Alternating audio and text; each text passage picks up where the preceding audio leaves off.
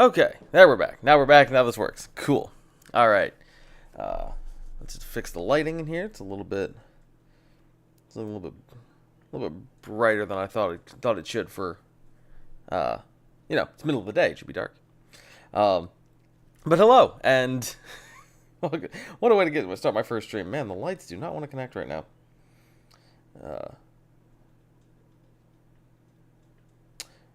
They're working on it. Anyway, yeah. So, welcome to AfterCut, a series about post-processing and processing posts. My name is Eric Hackler, and I'm a photographer, editor, filmmaker, many creative things. Or why is this just not working? This is fun. We're having technical issues, and I love it. I'm back. This is what you're in for the next unclear how many hours. This will connect at some point. But yes, cool. Welcome back. Hey, there we go. All right, let's see. Blue? We like blue? I'm thinking blue right now. Let's go blue. Maybe in 45 minutes when this app decides to let me access the lights again, we'll do something new. And let's fix the white balance so I don't look like I've joined the Republican Party. There we go. That's better. That's more what we're looking for. All right, cool. So I'm glancing over here to make sure the camera looks good. And I'm glancing straight ahead of me to make sure you look good. And also, this is where the photos are, which we're going to talk about. So, so AfterCut. This is a show about post-processing and processing post, and we are going to talk about all the different aspects of the creative photography process, kind of what you do with your photos once you've got them off your camera and onto your computer, and how you start taking them from just a photographic idea into something that you want to share, and that you want to say, no, this is a story that I'm telling. A couple reasons why I do this, and I stream like Terrence Malick makes movies more regularly than I stream. But the reason I do this is kind of twofold. One, because the process of processing photos and editing photos is so rarely discussed and so rarely talked about. And when it's behind a paywall almost all the time. And it's one of the parts of the creative process that photographers have decided they're walling off. That's their secret, and it's nonsense. Like, editing is a tool and processing is a tool. It shouldn't be a secret. So I want to pull the curtain back on that a little bit. The other thing is that I want to make this as an educational, potentially educational space. So if you have questions, if you have comments, if you have thoughts on one photo versus the other, or one edit versus the other, let me know. I love engaging as much as I can. And then finally, as much as this is my platform to the teeny, absolutely infinitesimal degree, I want to share it. So if you are a creative person who wants to share your work, please feel free to drop a comment with a link to your stuff. I want to check it out. I want everyone else who sees it to check it out. We are social media, and streaming is a blunt tool for communal art, but it is what we have and is what we're doing right now. So that's what we got today. I'm gonna go ahead and click into Lightroom so we know we are going to talk about photos. I'm fairly also, I have a very big mug of very caffeinated tea. So here we go. That's not gonna last the whole time. Anyway, so the plan for today is we are going to go through. I just got back from a trip from Colorado. I came back with. I thought I came back with just around 1,700 photos. I came back with 1,694. So just shy of my goal. But is that popping? When I start emphasizing, does my mic pop a little bit? I'm gonna turn this down just a smidge. Anyway, so I came back with a whole bunch of photos, and I want to spend some time with you going through them. Just going through the photos, picking out the ones that I like, probably not doing a whole lot of like editing, though I've said that before, and I have been proved a liar in the past, so we'll see if that sticks. But the the goal is to try to get through all of the photos in terms of, okay, good, bad, good, bad, good, bad, keep this, maybe this, da-da-da. Take out the bad ones, keep the good ones, maybe highlight a few that are like, yeah, definitely this one for an edit. Because, and this is the thing, I should actually start keeping an actual count here. We have 1694 to start with. Some of those have already been removed because I sorted out the ones that were pictures of me and my family who were on this trip, so those have been removed. But I will, let's see, we've got, I'm going to pull up a calculator real quick. How many do we have? We have 211 in the Sand Dunes one. We've got 374 in the Black Canyon one. We've got 348 in the Kebler Pass ones. We've got 366 at Crystal and Marble. And we've got 330, not 6, 330 at Maroon Bells. So we have 1,629 photos. That's our starting point. 1,629.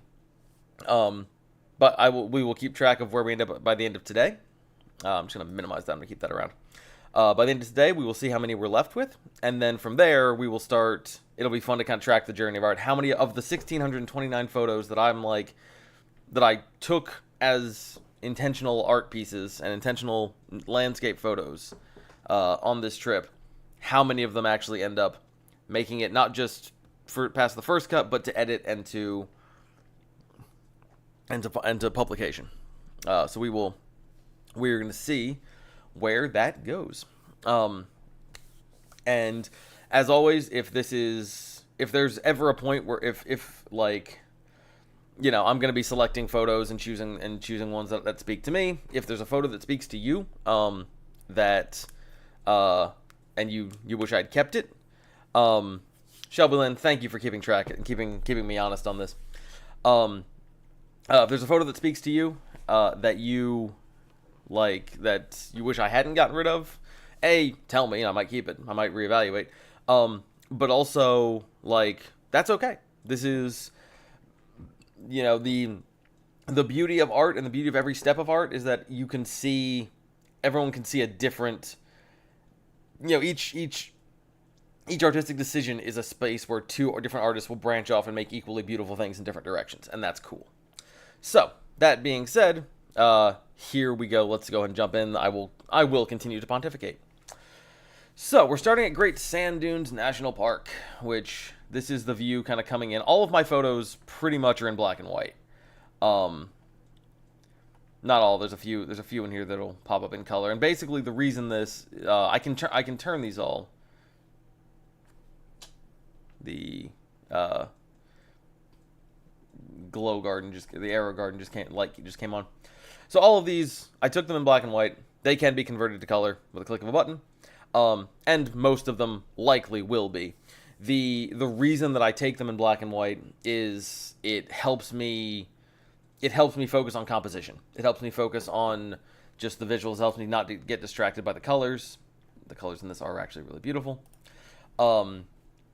And so, yeah, because I'm looking at this going, well, this is beautiful. I wouldn't want to get rid of this picture. I might want to get rid of this picture. So I take them black and white because the other thing is that, like, there are times I will take photos in color that then do not look good when converted to black and white. The opposite has been far less true. Right? If it looks good in black and white, there's a good chance it'll look good in color. With one notable exception that's going to come up later. But anyway, so yes, we're going to get started. I'm going to check color on pretty much all of these. But yes, we're starting with Great Sand Dunes. This is the view kind of when you drive in. Back here, behind the dunes, and you'll see plenty of shots of this, are the Sangre de Cristo Mountains. So, Blood of Christ Mountains back there. And the Sand Dunes, let's see, I don't want this photo. I'm saying no to this one. Starting off well. This one's more interesting to me. This one, it's less sand dune focused, because there's the dune right there. But I do really like the layers of ecosystems here, where you've got kind of the scrub bush, and then you got the dunes, and then you've got the mountains covered with forest, and then the little parts of the mountain that break the timberline, and then the sky and the clouds. So yeah, I said I wasn't gonna edit, now I am. But yeah, there's not.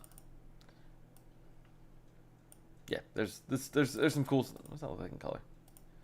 Yeah, there's some cool stuff in this photo. This photo, I think I'm gonna keep around. Interesting. Now I have a choice. My plan originally.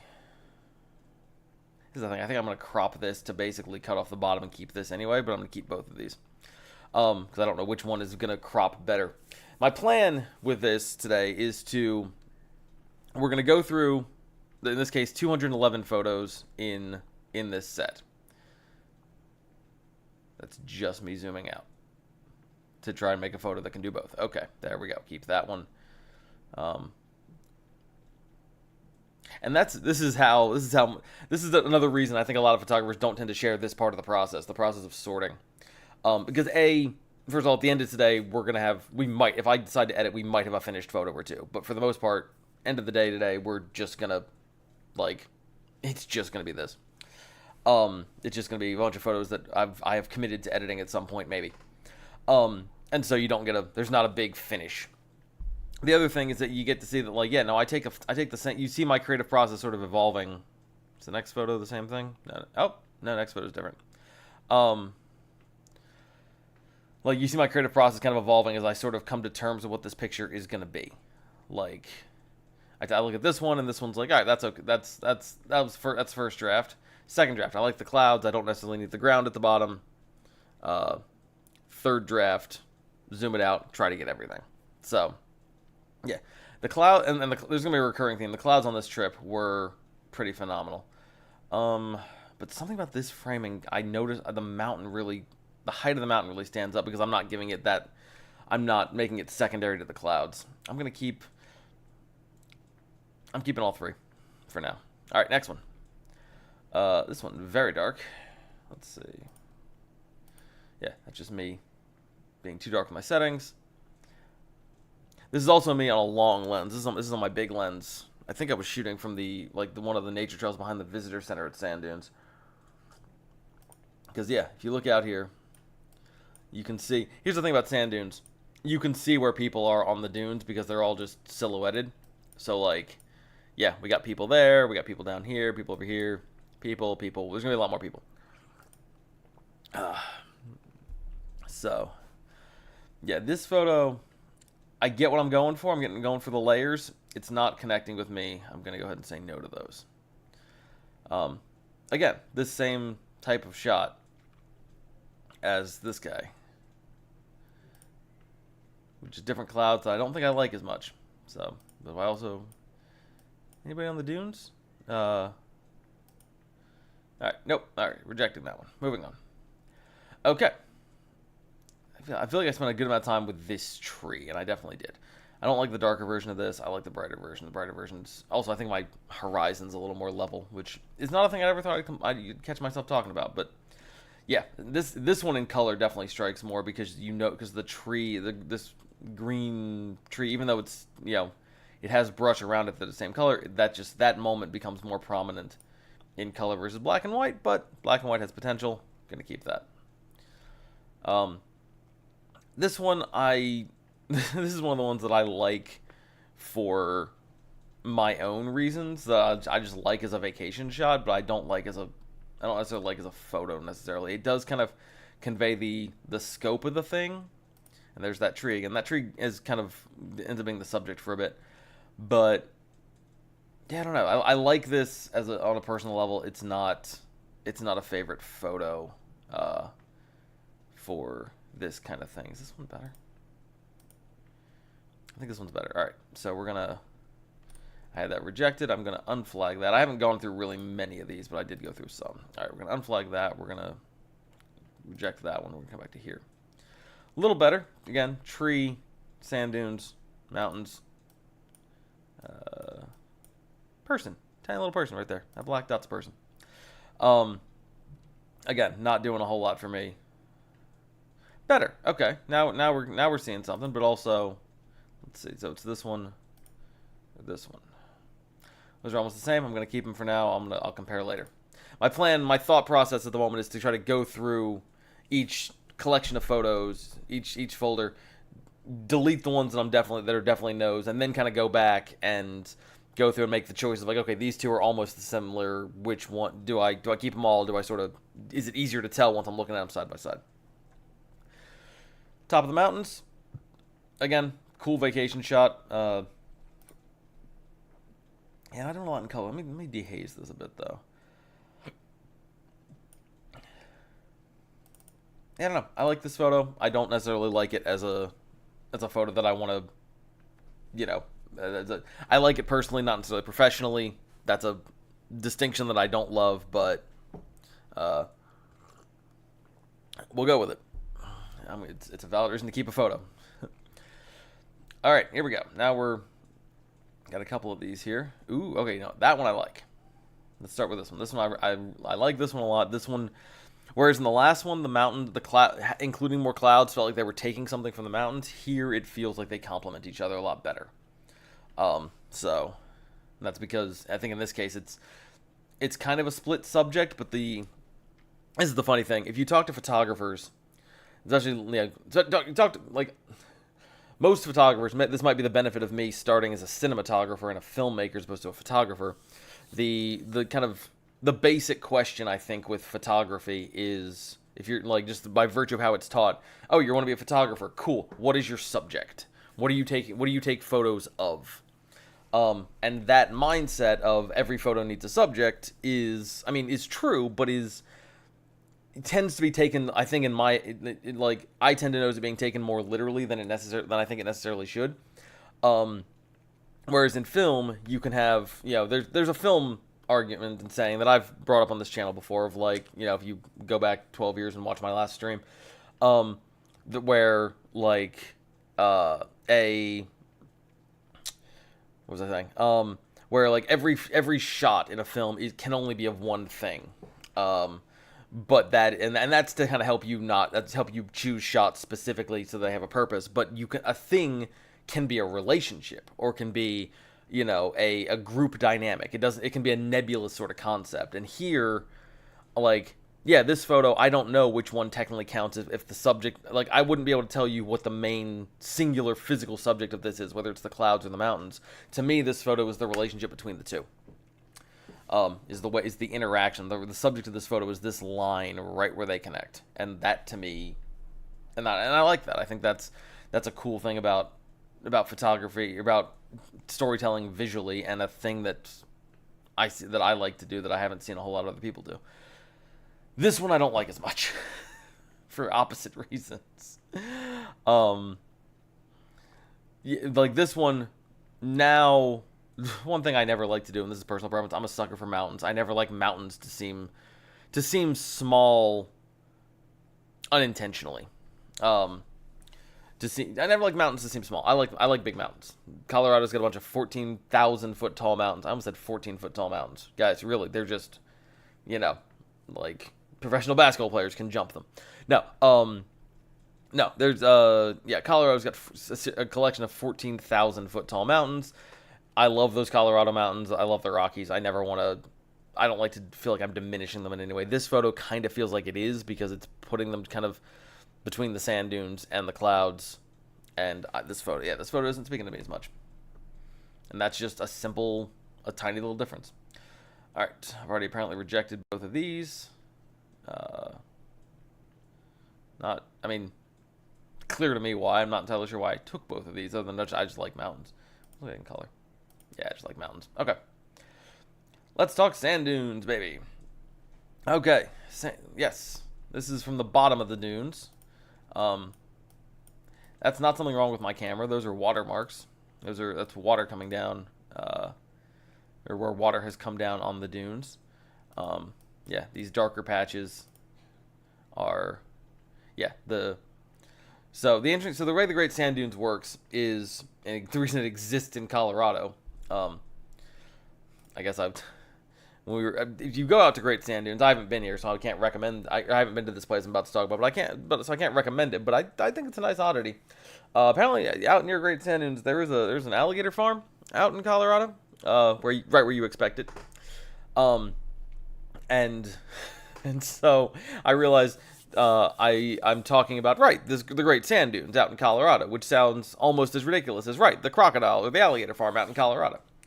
In this case, the way the Great Sand Dunes worked is because the area they're in used to be covered in water, and this is 400,000 years ago, and as that water sort of dried up and moved, and glaciers melted and so on, the sediment that had been collected, because it was a lake or a little sea surrounded by mountains on most sides. It had rivers out of it, but like, all the rain would hit the mountains, wash down into the lake. That's kept the lake full.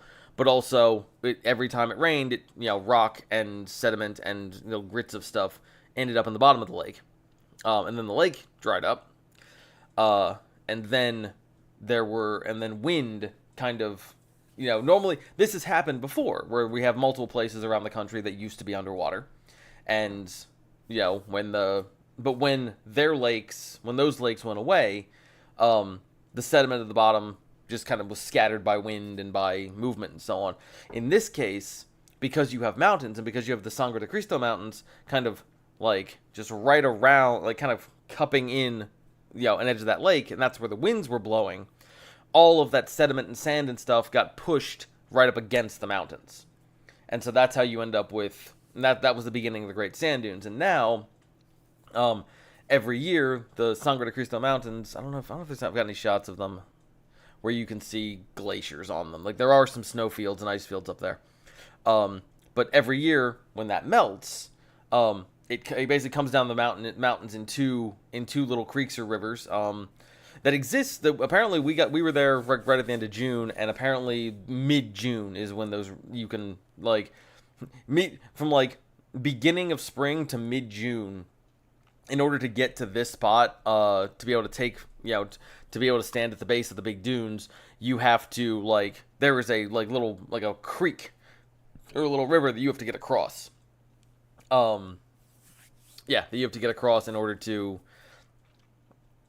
get to the dunes, because the glacial melt is still coming down, and it basically splits off and goes around the dunes.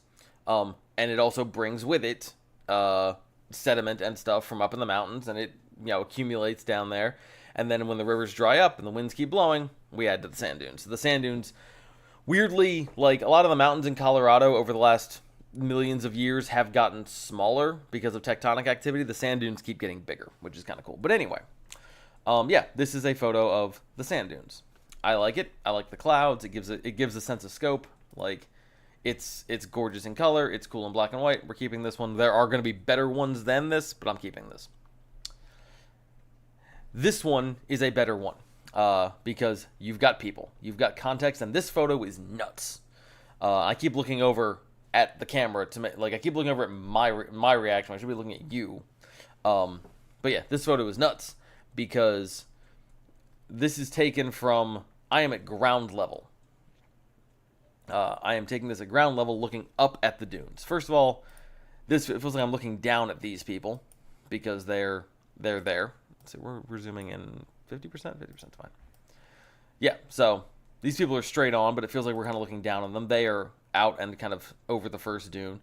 These people up here, who we are definitely looking down at from a different angle, are up here, like coming down, like they're in a bit of a, like, here's the dune, here's a ridge, dune ridge. This is the beginning of a drop down, but it's flat enough they're just hanging out there. So this photo, you're seeing two groups of people from two very different perspectives, and yet neither of them feel like the perspective we're actually at.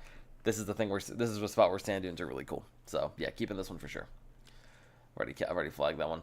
I flagged a lot of these with people, and look at this, like, a couple people there, a couple people down there, and then just the scope of these things. If I go to black and white, yeah, this is like the sky is still way up there. This is just all dune. Great Sand Dunes, by the way, is home to the... I've already flagged all of these photos as pics because they're all really cool. Great Sand Dunes, by the way, is home to the tallest dune in North America, which is 750-something feet, I think. Somewhere over somewhere north of 750. And the interesting thing is, first of all, walking on sand is harder than walking on like solid ground. hiking on sand is harder than hiking, like hiking and elevation on sand is harder than elevation on solid ground, but it's by the same factor of difficulty.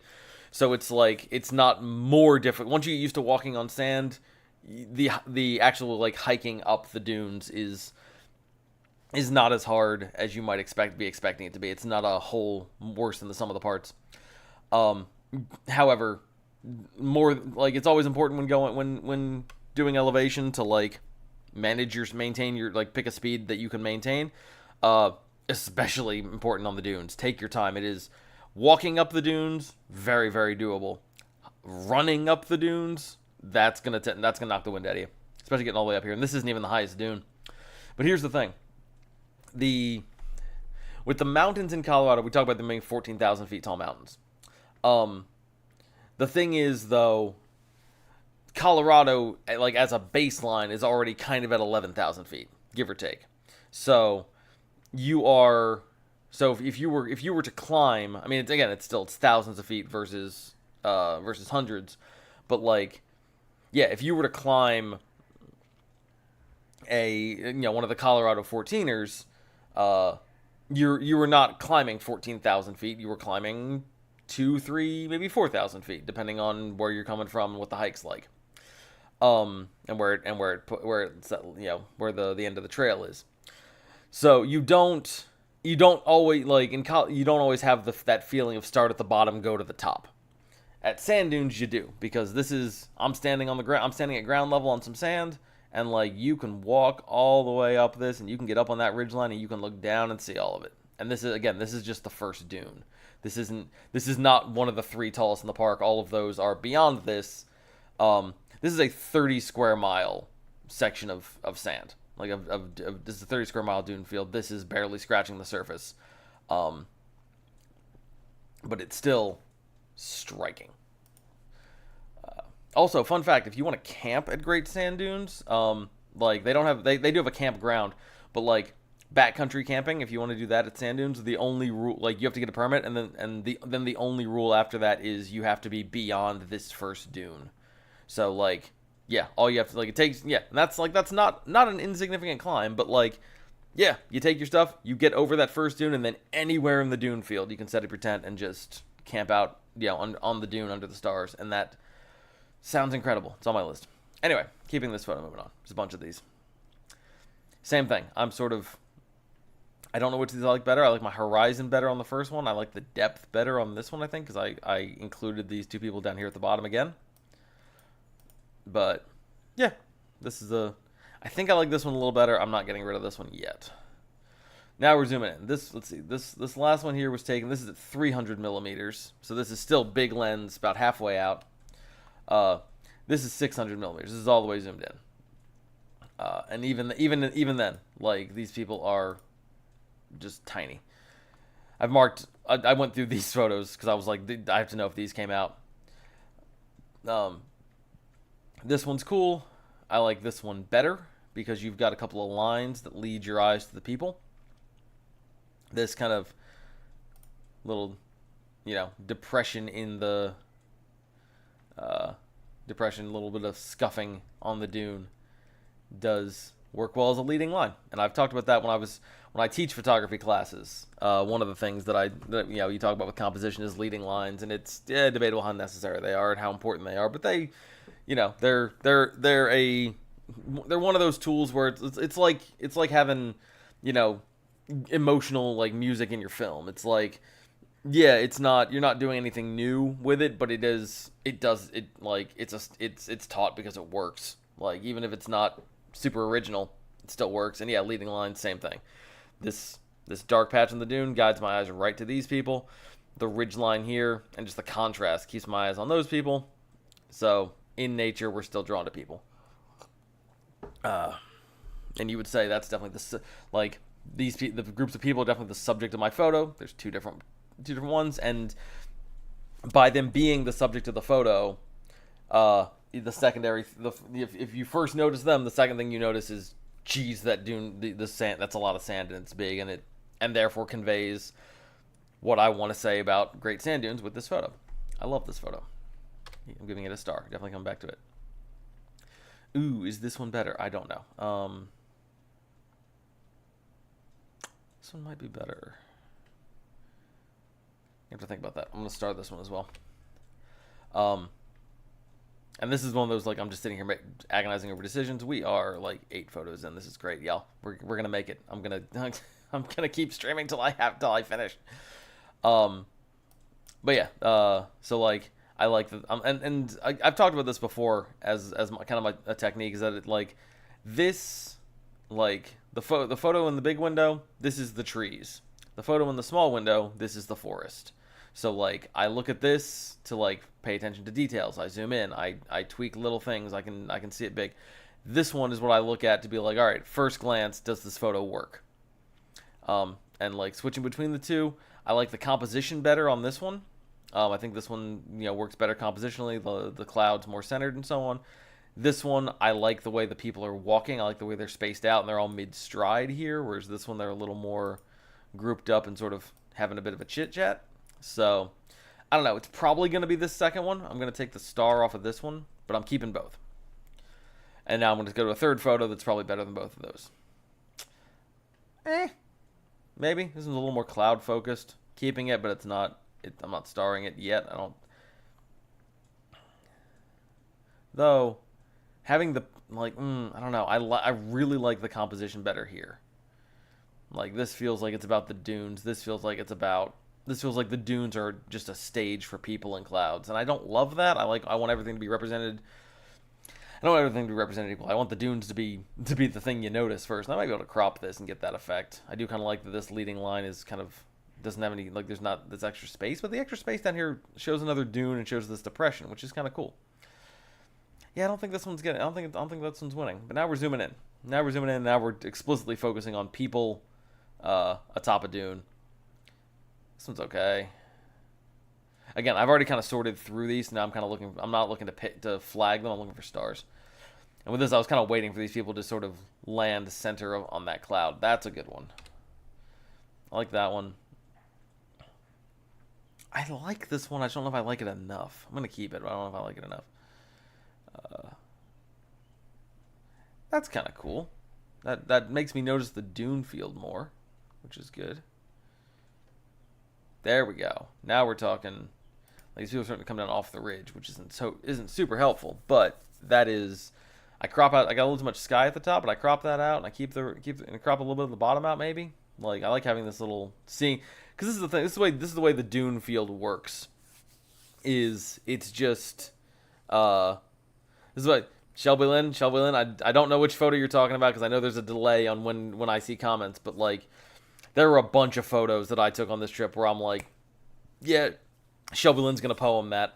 This whole little set was one of the ones in the running. But yeah, the way the dune field works is that it's like, the closest thing I can sort of describe it to is, imagine a bunch of, like, cups and bowls sort of stacked up, and then you drape a cloth over it.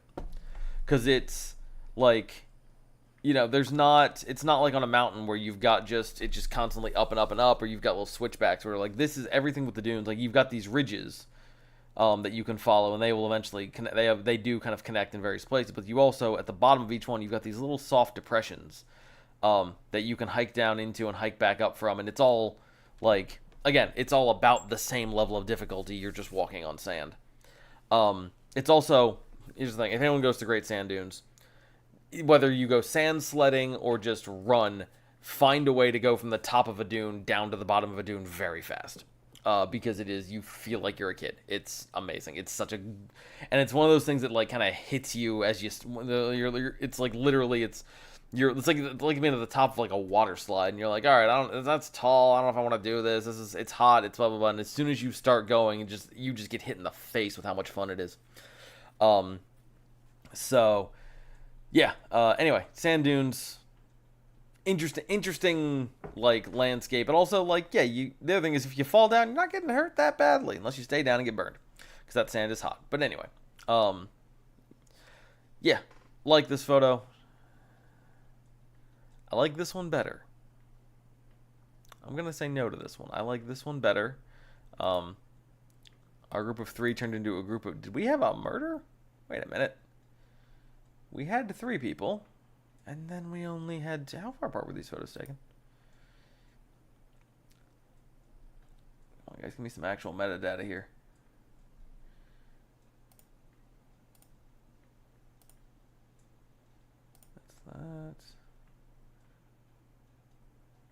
That's the day. Do I not get the time? Alright, actually, I'm really curious now. Which photo is this? This is 402. Alright, hang on one second. I'm going to open up a window here. Probably off screen, so you don't see all my recent... my recently accessed files and realize how much Reba I've been watching. Let's see. Photos... Yeah, now I'm definitely just looking on the other screen. So let's see. Photos, Colorado. Sand dunes. There we go. Alright, we're talking photo, let's see. 401 and 402. Where are those? Let me see some details. Yeah, details. These two photos were taken in the same minute. All these photos were taken in the same... Holy shit, I took almost all these photos in the space of a minute. That's weird. Yeah, all these were taken at 1:46. Let's see. Yeah, so somewhere in the space of a minute, we lost a person here, just from there to there.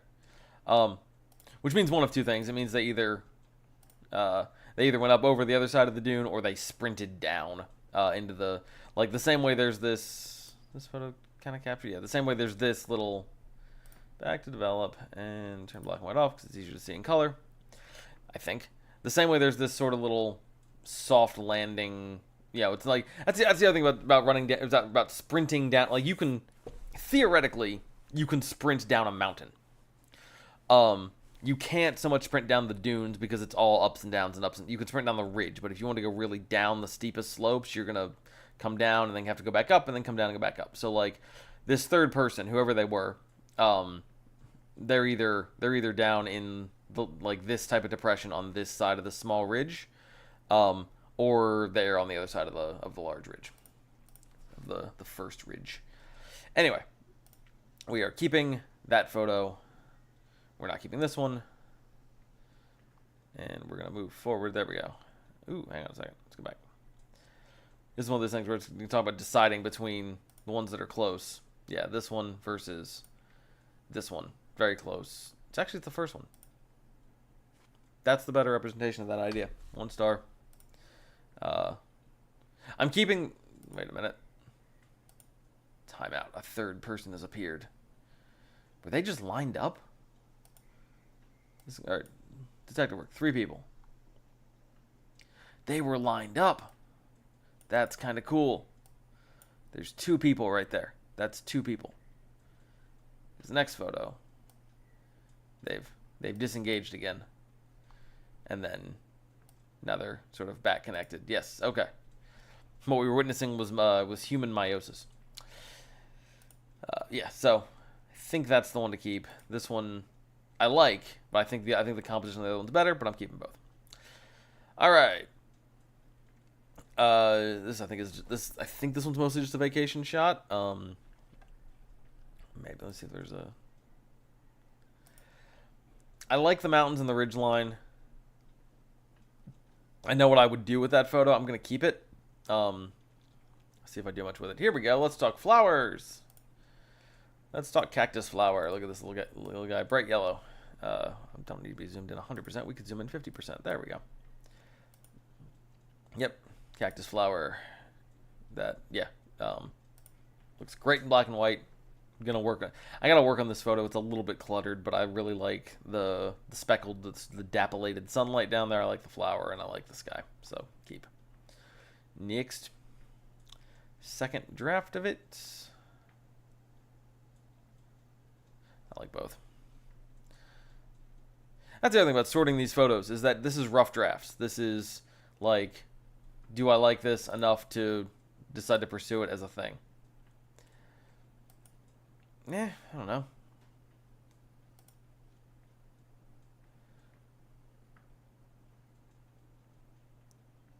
I don't like this first one. I like the second one a little better. There's a little bit of a verve to it. Couldn't tell you what. Couldn't tell you why. But I like it. Go with your gut on some of these. Yeah, I don't know why I took either of these photos. Well, I know why, because I thought it was cool. I thought the pine cones were cool. But, yeah. Let's see. One of the many shots that I took standing in the middle of the road.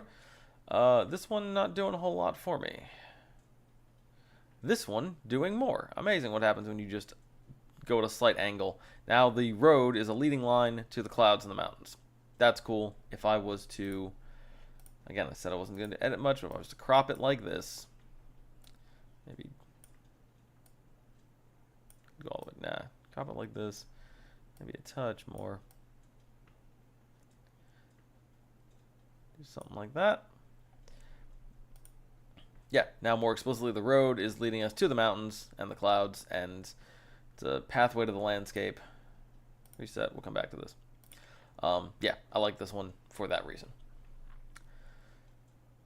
This one's cool. This is, we doing a hike, kind of, that goes up a little bit into the, not up onto the mountains, but like up into the elevation. There's the cool thing, another cool thing about Great Sand Dunes, this is all part of the Great Sand Dunes National Park, and wider than that, the Great Sand Dunes National Preserve, or National Wilderness. I think it's a wilderness. Preserve is usually more wildlife focused. So you can get up into effectively what is actually an alpine ecosystem, while so you're surrounded by trees, and you're even, and you're gonna see this in a couple more shots. We are off the scrub brush and up into conifers. But yeah, so this was kind of a nice moment to be like, yes, we got the trees, and these aren't even conifers; these are deciduous. But yeah, we got the trees, we got the sand dunes, we got the mountains, we have the below the timberline, we have the above the timberline, and we've got some sky. I don't know if I love this photo, but I do like it, so it's sticking around.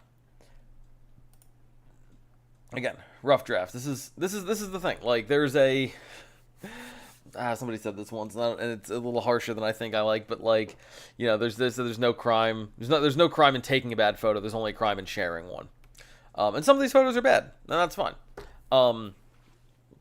Some of these photos coming up are going to be worse, because I at least cursorily looked through the sand dunes ones. I didn't look through some of the Black Canyon ones. I know there's going to be some bad ones in there. More caffeine.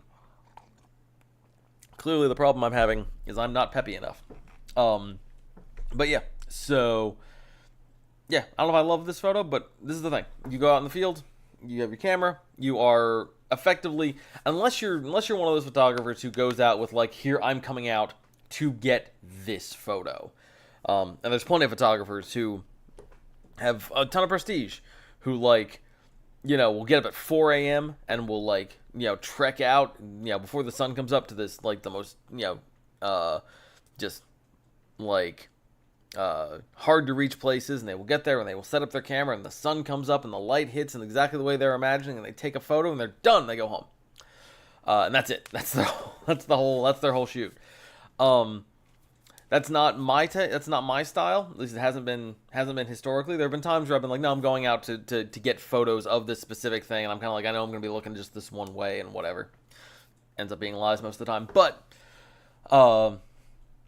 yeah, I tend to think of going out and doing photos as kind of like going out and making sketches, even though I can't draw. Where it's like I'm sort of trying different ideas. I'm seeing what works. I'm seeing what catches my eye and just following that. And some of these trails, some of the paths I take, like this photo, maybe don't go where I want them to go. This one, I think I have better photos that expresses the relationship between all the ecosystems, and I don't totally love the weird beard of trees that we have going on here, because that does is kind of bearding the sand dunes. It's got this is an incomplete and weird face. So I'm probably not going to do much more beyond where the photo where it is right now, but I'm not getting rid of it because I do kind of like it personally. All right, now here this expresses the concept much better. Who dares send me messages? I'm gonna mute that. Apologies to Aaron, whose message I just ignored. I'll get back to you. But yeah, so yeah, this expresses the concept better. This next one. This expresses the concept even better. where now you have coniferous trees. I forget if these are pinyon. I think these might be pinyon pines. There's pinyon pines. There's Douglas firs. We're not into aspens yet. Aspens aren't deciduous or aren't coniferous. We'll get to that. There are aspens coming. Just not in this group. But yeah, this does the better of like, right, we're looking basically we have gorgeous sky, we've got peak of the sand dunes, we have people on the peak of the sand dunes. Rock on, didn't even realize I caught that. I was on one of my smaller lenses. And then we have like, surrounded by what looks like Christmas trees. I really like that. I think this expresses the idea really well. I like this one too with some cropping. I'm gonna like this is funny. This one I'm thinking I'm gonna crop, and I want to get rid of this guy up here. I want to take some of this out at the bottom. It's not totally necessary. This one, part of me is like I want to crop it vertically and lose some of the stuff on the sides because it might be a little overwhelming. But who knows? We'll see how the edit goes. This is a hummingbird who is a little bit blurry. So this is a hummingbird who is centered and not blurry, and is just adorably cute. Let's see. Can I brighten him up a bit? There he is. Look at that little guy. That's just a great hummingbird. That's a real cute guy. 600 millimeters. Yeah, he was.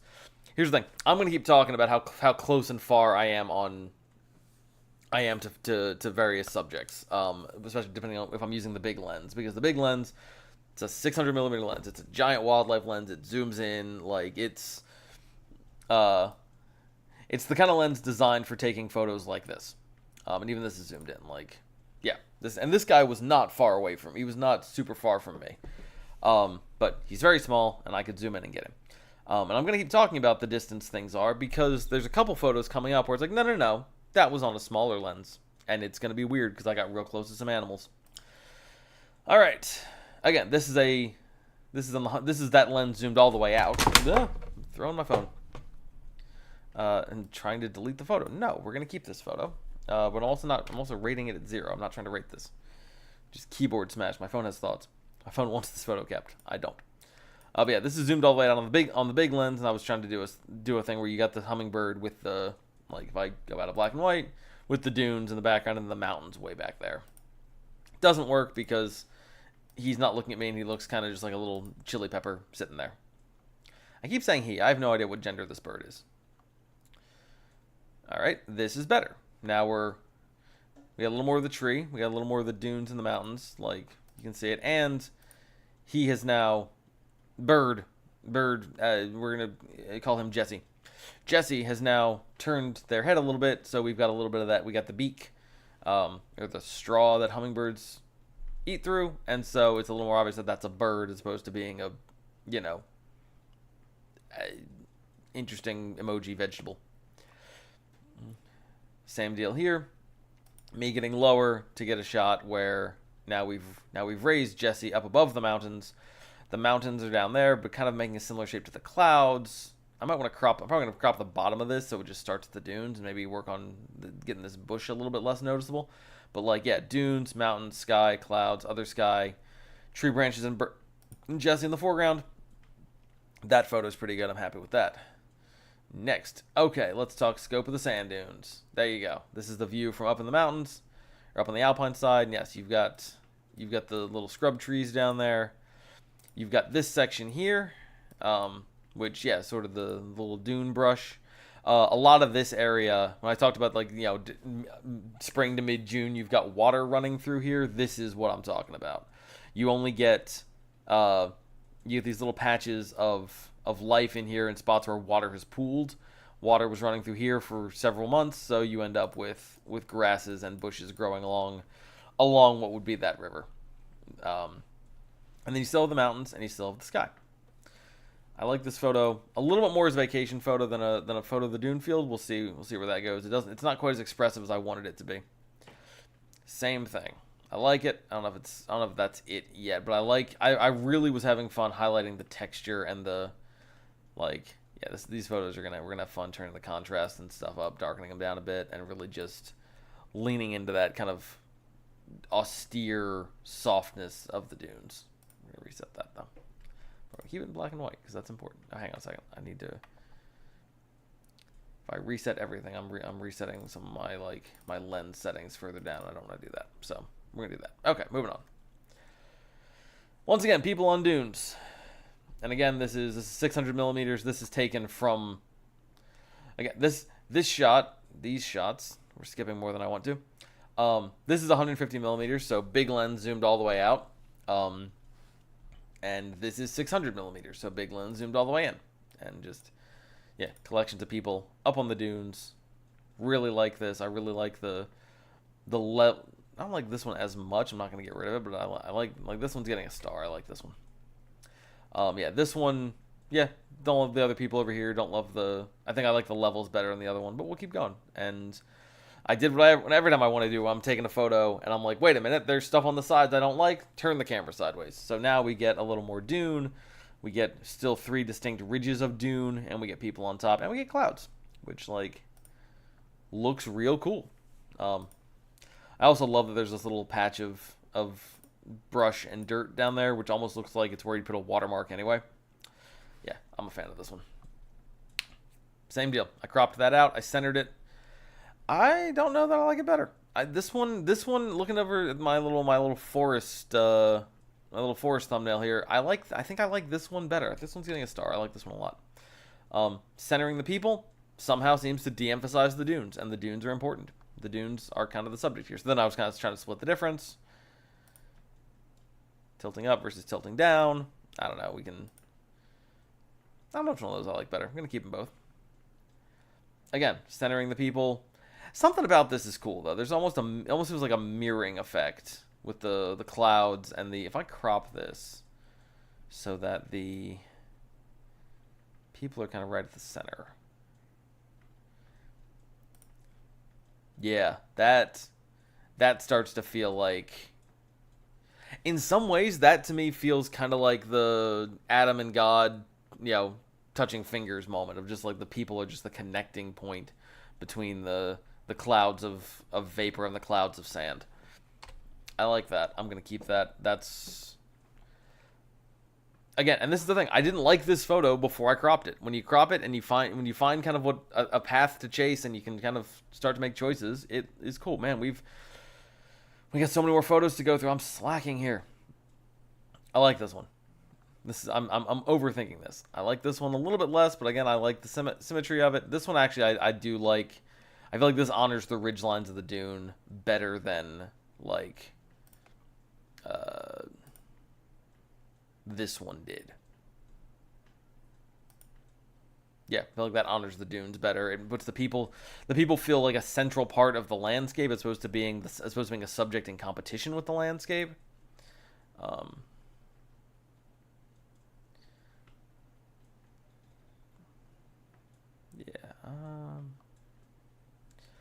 Yeah, we're gonna have some fun with a lot of these. Stick around. There's gonna be so many photos. This one feels kind of exploratory. This one feels pretty great as an overall package photo. This one's kind of splitting the difference, but I like the little thumbnail, so we're gonna go with it. Moving on. All right, let's talk about turning. All right, let's talk about turning around. Important rule with landscape photography, especially if you're a photographer going out there determined to capture the landscape kind of as is, opposed to trying to like go out, take one photo and leave. Once you see a photo, you see something, you make a photograph of it, immediately turn around and see what's directly behind you. Because directly behind me from taking this photo with sand dunes was this landscape. And you can't really see, there's the shadows down. Nope. Bring the highlights down. There we go. Like, just this cloud perfectly centered. I've got a couple photos that are better than this, of just this landscape behind me. That is also still part of the Great Sand Dunes National Forest, or National Wilderness. But, yeah, that's conifer trees and alpine. Like, that's rocks, man. This photo's not doing a whole lot for me. This one's a little better. That one's a little better. Reset this. I'm judging it off the wrong things. You know what? Keep this one. Keep this one. Some of this one I like. No, lose that last one. Last one's not doing anything. Next. All right, here we go. Now we're back on the ground, and we're looking at, this is an overexposed shot that I do kind of gel with. Even though the highlights is just adjusting that, which is fine. Honestly, this shot is very overexposed. I'm kind of very here for it. I do have ones coming up that are correctly exposed. But, yeah, no, just, again, going back to that beginning, there's some of those beginning photos where I had that tree kind of, you know, in the center, but also still kind of, you know, it was clear. It stood out nicely enough that you could be like, right, okay, I noticed the tree separate from the forest. But the forest was still there. This one, you just have this lone tree standing here, amidst the you know, kind of as the transition point between, like, this is all dune grass and scrub brush. This is dunes pure. This is mountains, shadow of a cloud, which I'm a huge sucker for, and then the clouds themselves. And if I bring the highlights down, bring the whites down a good bit, yeah, now that photo starts to come into its own, which I'm going to keep edited like that. I'm going to give it a star. I like this photo. I think this photo is cool. Here it is, correctly exposed. Still on my, this is zoomed in a little more, so this is zoomed out a bit. I feel like I'm off center there. I feel like I'm off center the other direction. I'm gonna work on this. When I crop these, I'm gonna make sure that tree is front and center. But yeah, no, this is the kind of one I'm gonna brighten up a little bit just to give it that little element to it. But yeah, so I like this one. It's gonna be a lot of I like this. Same lens zoomed all the way in. I don't love this one as much. I like this for different reasons. I like the thumbnail is better than the actual photo necessarily, but that's nothing wrong with that. I'm also just like, I spent way too much time taking pictures of this tree. Wait till we get to the American flag photos. I spent way too much time taking pictures of this one flag. You'll see why. Let's see. No, it's not speaking to me. This one speaks to me more. I'm gonna keep this one. Keeping this one still. Something about that I like. That's a middle ground. I like. Let's see. I'm liking this one. The expanse of this is kind of cool. Cloud shadow over on the dune there is pretty neat. So we're gonna go ahead and keep that. This one's better. This one does a better job of being about that tree as a entry point to the landscape. This one's a good one. Star that. This one is getting unflagged because, nope, not rating flags. Unflagged. I like it as a vacation picture. I don't know if I like it as a piece compared to something like this. Now I was darkening things up. Again, I like this. Not a bad one. Me and this tree, we're just having a whole thing.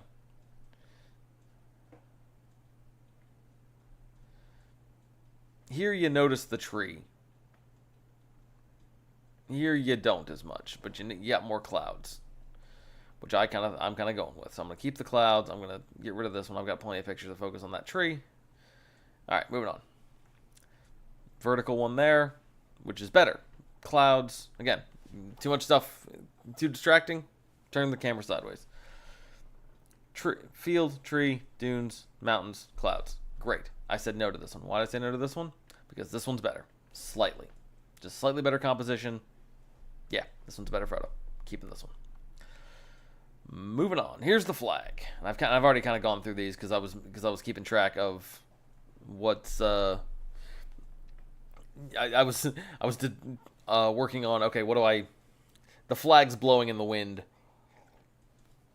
Some of these photos just inherently aren't going to look good because of that. So we got to get rid of the ones that they don't capture the flag correctly. Capture the flag. Man, Bo Burnham was right. It's hard to joke when no one's laughing. All right. But yeah, this little house, little area. Sorry, let me black and white this. Yeah, little shed, little pergola, little thing, little complex compound thing surrounded by a fence made of tarp and an American flag on a pole, proudly out in front. Against the mountains, the sky, the scrubby brush. I like that. I like that one a little better, just because it's horizon's correct, but I got less cloud. I'm keeping both. I'm going to crop both. We'll see which one lands. Again, just picking the ones where the flag is kind of sticking out correctly. Again, flag not great. There we go. This is why I took this photo. Look at this American flag. This American flag is in tatters. And that felt so correct. Yep, have it. The thing that's gonna be the deciding factor in which of these photos get edited is which ones the flag looks the most dramatically destroyed in. This one's pretty good, but yeah, just the image of an American flag kind of in this condition, silhouetted against the American landscape. That is one of the things that makes our country great. Actually, makes our country great. Felt not silhouetted, but like set against the backdrop. Yeah, felt good and important. Yeah, mountains, clouds, like working class people, and a flag that, yeah, is barely holding on. I hope I. Unfortunately, depending on, you could be on either side of the political spectrum and think that this is a potent symbol. I'm saying it that, like, I'm going to be very clear. Fuck Donald Trump and everyone who supports and likes him. You are in your quest to make America great again. You are completely destroying what is actually great about this country, and you're too dumb to realize it. So yeah, this photo. That's what this photo means. And yeah, I don't know if I'm getting a better one. I got a few of these. I've kind of gone through them. It's all just different versions of trying to express the same idea. Like I said, you're out in the field. You're sketching. You're trying different things. I was trying, like, zooming in and getting just the flag. I'm trying to, and here's an ongoing thing with a lot of my photos, is that, and just my belief in general, that context matters. And so a photo of just the flag with a little bit of context around it is not as powerful as the flag as the subject surrounded by context that helps explain and support it. So, for those reasons, I like, this photo better than I like this one, or one of these where it's like this is a better photo of the flag, but you lose the story, and that matters. Something like this, I think this honestly might be the photo that ends up getting edited, because it's just, you can see the flag having in the shape that it's in. You see the the place that it's blowing, and then and then you see the sky behind it. So that's, context is good. There's another shot coming up at Maroon Bells, so at the end of the stream. Hopefully we'll get there, assuming I don't pass out. Another shot coming up at the end of the stream where it's a wildlife shot, and I was like, all right, on the big lens I can get some really good close-ups of this animal. But if I switch lenses to the wider lens, I can get this animal in the context of where it is, and that photo is far more striking. Glad the advice about turning around lands with you. It's one of those moments that, like, it didn't. I heard someone say it, and I was like, I'll keep that in mind. And then I started doing it, and it's like, oh no, this is, wow. There's a couple photos at the end of this set that fit that as well.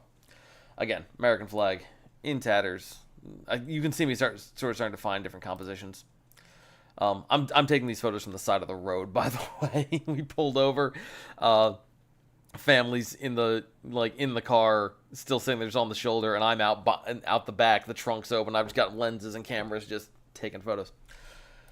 All right, moving on to the second half of the day. This photo is dark. This photo is brighter now. This is Zapata Falls, which is a little side park. It's not technically part of the national park. It might be a state park, but it's along the same road. If you go, there's certain spots in Zapata Falls or Zapata Park. Zapata Falls is the park is named for the falls. I think it's Zapata Ranch is the thing. There's also a Zapata resort that has the same name that is on the other side of the dunes. So anyway, but this spot Has a couple good views of the dune field, but also has a waterfall and a cave. And I'm a sucker for a waterfall and a cave, so yeah, we're gonna click through some of these. This photo is a test shot, and I've got better. I'm gonna say no to that one. This is starting to be better. I brightened it up a little bit. I was having a lot of fun in this cave with just the shadows and the angles of the rock. Like, that was cool. Like, so we're gonna have some fun with these photos. I don't know how I want to have fun with this one. This one's, I'm keeping it because I don't have any others from this angle yet that I'm like, let's keep that for now. This is looking up. There's the falls. There's this curve of the rock. I think that's cool. Kind of a question marky sort of thing. Again, that kind of ones I'm keeping because they're unique. This is me turning the camera kind of sideways and looking straight up to just get the way this crevice that this cave exists in. Like, that's from above. That's all you see is just a little sliver in the rock. But if you come up, if you come in here, you got a cave, which is cool. A couple different angles of it, depending on it. These photos are going to be cropped down. Everything, like, I'm going to keep a lot of the dark spots, and make these really striking in color. Got some nice color in the rock, though. That's actually pretty nice. That might be something to that. Some real high contrast, strong color stuff. This is looking outside the mouth of the cave. So, like, we've started. The first photos I was taking, I was looking, like, if I'm standing, there's kind of, like, the way this cave works, you got a river coming through it. Obviously, it's a waterfall. There's a waterfall. So, like, you're standing you're either standing in the water or you're standing on rocks. And so, this cave is kind of, like, I'm trying to think how to describe this. It's got kind of there's kind of a U, like, on the side where you stand, it's kind of a U shape. You come in kind of where your thumb is. You kind of hang out kind of in the little hook of your hand, and then if you go all the way to the point of your index fingers, that's where you see the waterfall in its glory, and we'll get to that. So I was kind of hanging out in the crook of my hand there for a while, and this photo is looking back at the entrance of the cave. If I go, nope, that doesn't help much. If I brighten it up, nope, that's making it worse. Let's brighten up the shadows. There we go. You can barely see.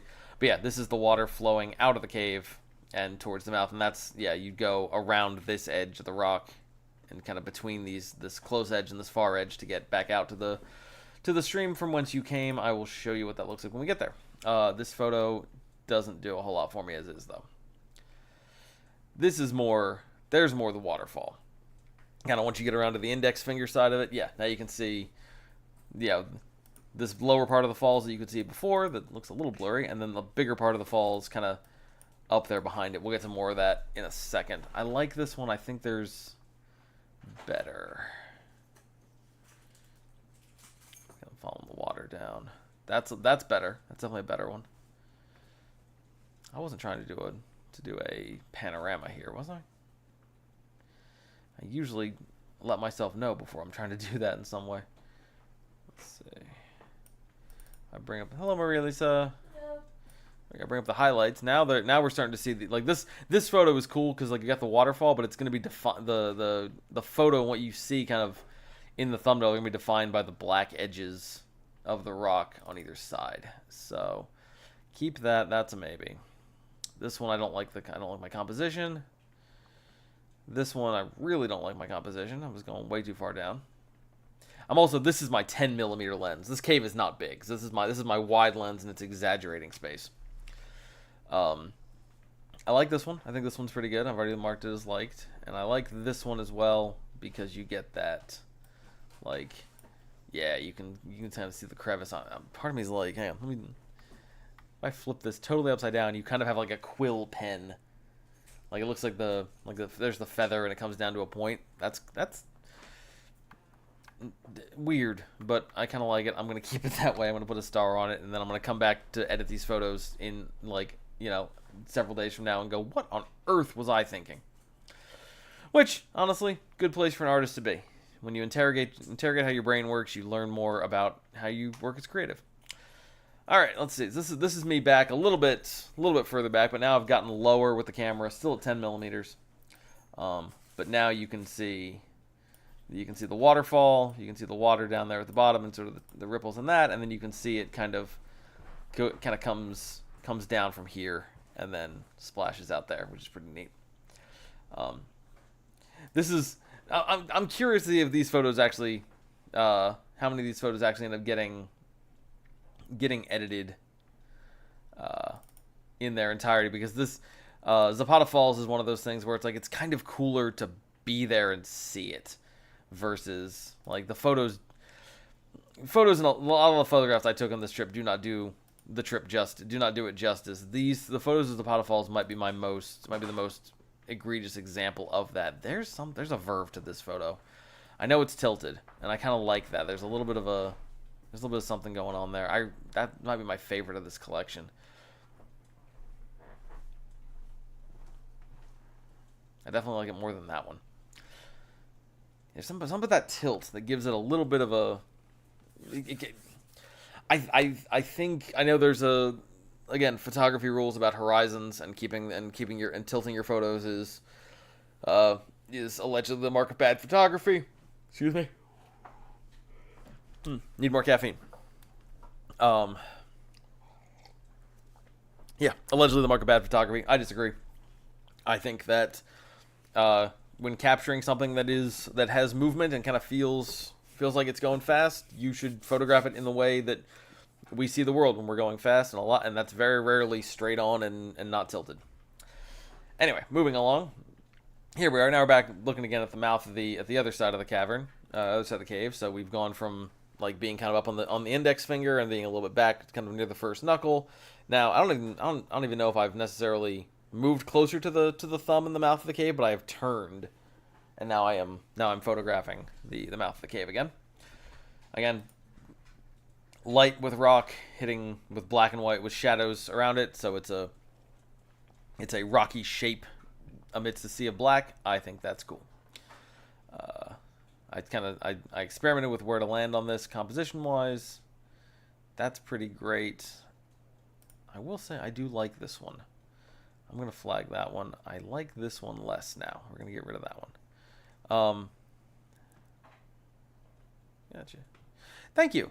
Thank you very much for saying that. Yeah, no, I'm excited. Like, this is, again, these are all rough drafts. Now, I don't think there's any photos in this.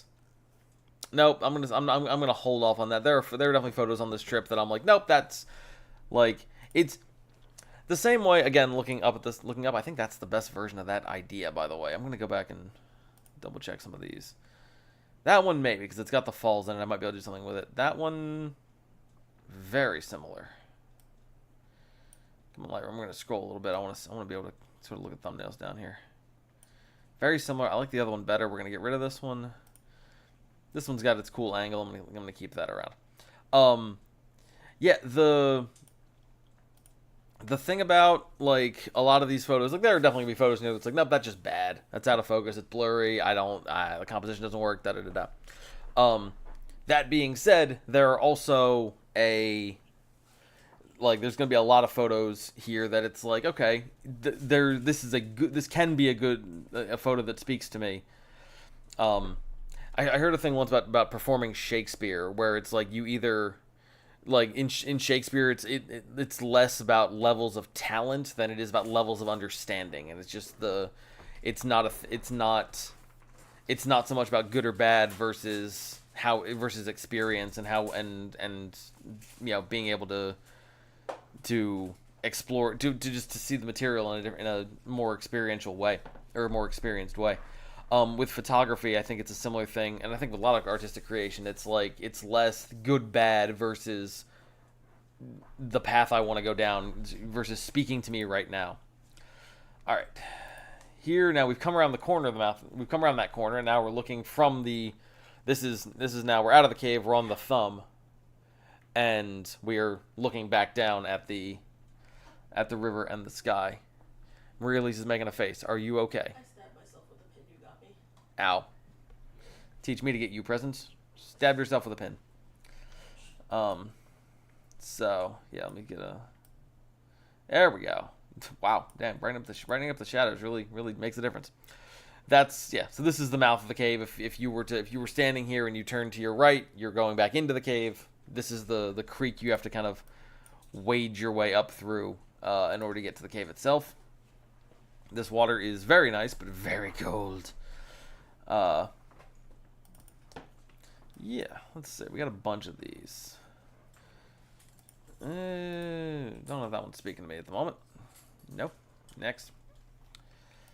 I'm gonna just keep bringing the shadows up in pretty much all of these.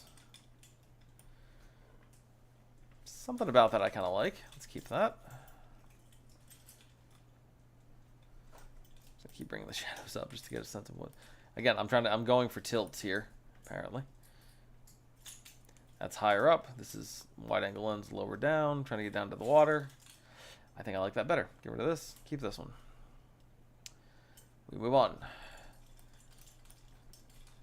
Now we got a person. We got a couple with this couple trying to get across this river because again, you're either stepping in the water, or you're stepping on rocks, and everyone's stepping on rocks at this point. This guy, I like this guy. I saw this guy hit a vape pen before he came across, so he is doing this most likely with a little bit of that Colorado Rocky Mountain high going on. And he just sort of breezes his way across, and then his poor girlfriend or friend or sister or whoever she is there just agonizingly trying to get across these rocks. And I felt so bad for her. But I was also like, if you step in the right spot, I'm going to get a really good picture of you, like, crossing this stream. Like, there she is. There she is again. He's already across. He zipped across. And this is another one where it's like, I think I took these same photos in over the space of 2 minutes. And it's still like, here we go. This is the photo. There we go. There she is, making it across. Got a nice silhouette there. Adds a little bit to the photo if I put it in color. It's better in black and white. Because in black and white, A, she stands out a little more, and B, you don't notice my brother in the background here navigating his way back across after standing on that concrete thing. So we're going to keep that one. I don't think that one counts as a family photo. This one is, yeah, there's her getting kind of stuck in the middle, and there's boyfriend sort of trying to help. Again, these two were very entertaining to watch. All right. Bye. You look very cute. Maria Lisa is very cute. Just, what? Shall I show myself? If you want to show yourself, you know, gently. There she is. Hello. Looking adorable. Hi. Oh, sorry, I'm wearing lip gloss. I don't care. Now I'm wearing lip gloss. And I look adorable, too. Yes, you do. Anyway, you go have fun. And I'm going to keep doing this. There's a good chance that where you're going to be watching this on TV. That's fair. So, yep. In which case, hi, Shelby Lynn. Shelby Lynn, she's on her way. Let's see. And then, yeah, this one's also pretty good. I didn't realize how dark these were when I was taking them. But still workable. This one's good now that it doesn't have people in it. Some landscapes you want with people, some you don't. Our door lock is having a bit of a conniption. It's having a double conniption. I like that one. I like the first one better. Get rid of this. Last one here. Yeah, not doing as much for me as the more zoomed out one. Stop that. Get off. Put that back. Yeah, I think I like that overall thing better. Cool. Take that out. All right, now another shot from the side of the road because we were trying to get into the park before sunset hit, and then the sun started coming down, so we're like, nope, stop. We're going to take sunset photos. So here we are, side of the road, sun coming down. This is cloud. This is dune. Odds are I'm probably keeping most of these because they're just, like, they're very pretty. They're very kind of abstract. This is at 450 millimeters, so I'm not totally zoomed in yet. There we go. Look at that getting centered. There's a couple here that look like an angry eye, which are just like, I know they're going to be the ones. Which is another reason why I'm kind of like being less discerning about keeping most of these, because I'm like, I know the good ones are coming. That one looks really cool. But I'm also like, I like these as vacation shots. Ooh, there it is. Yep. I like this one less. Now I'm being more discerning. Me playing with settings. How bright do I go with it? Yeah. Still liking that one a lot. Don't necessarily need this one. Why not? Keep it for now. Better. Still keeping it. There we go. Now we're starting to get the lower clouds sort of hitting the sun as well. Here's what happens if I bring the highlights down. At some point I'm just going to start losing light in the sun. But Yeah, there's some really cool stuff going on there.